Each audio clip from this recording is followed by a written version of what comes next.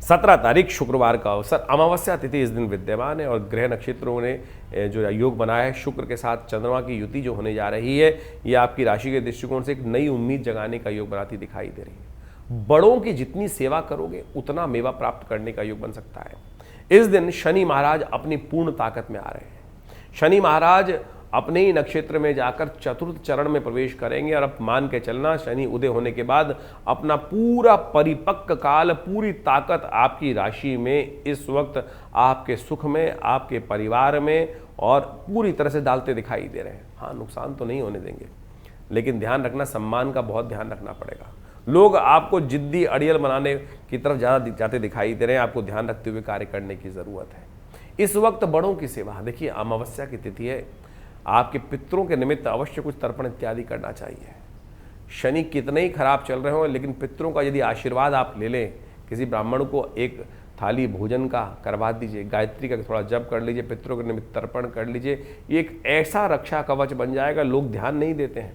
शनि के हजारों उपाय एक तरफ और पितरों के तर्पण का एक तिल युक्त तर्पण यदि आप करें तो आपके लिए शनि का कोई और उपाय करने की ज़रूरत नहीं पड़ेगी। शास्त्र के दृष्टिकोण से इस बात को बताया गया है, पहले पितृ सेवा, बाद में कोई दूसरी पूजा। इस बात का ध्यान रखना, ये बात निर्धारित तौर पर बता रहे हैं और ये आपने यदि कर लिया तो क्या आने वाले 20 दिनों में शनि का क्या खराब इफेक्ट, कुछ भी नहीं होगा। आपकी राशि के दृष्टिकोण से अकाट्य प्रयोग आपको कर लेना चाहिए।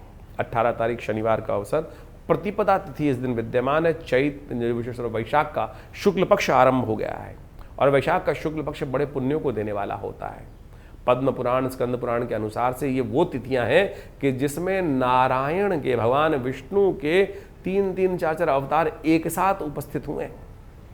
जी हाँ, भगवान परशुराम, नर नारायण, हयग्रीव, नरसिंह भगवान, इन सब का अवतरण इन्हीं समय में हुआ है।